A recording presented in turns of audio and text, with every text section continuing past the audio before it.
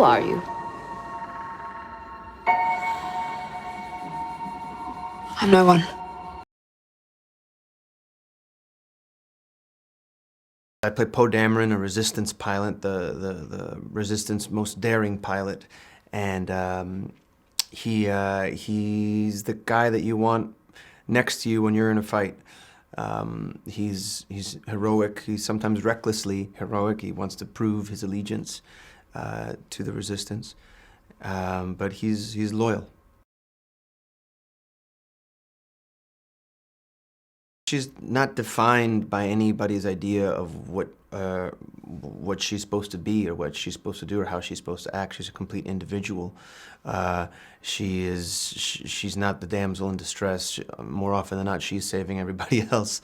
And she's also, not only is she tough and determined, but she's a fully feminine person as well. So she really encompasses everything. I mean, she's an incredibly well-crafted character.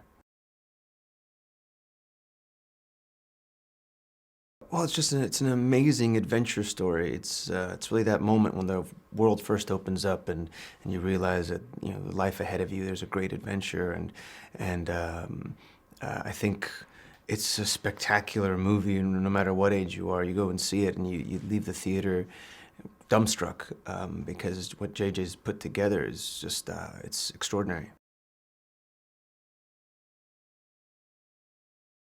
Throughout the whole film, you're going to find a much bigger presence, a female presence in the world, whether it's the heroic lead or Captain Phasma, Gwendolyn Christie, or many of the fighter pilots, people in my squad. Those X-wings are flown by great female pilots. So I think that it's a different world. Even though it's the familiar Star Wars world, but you're going to see that it reflects a bit more of what the world is like for us today. It's great. Yes, it's been a long time where we've just been being put together, and it's been building, and the anticipation's been building, and now here we are at that moment when we can finally share it with everyone. So it's very exciting.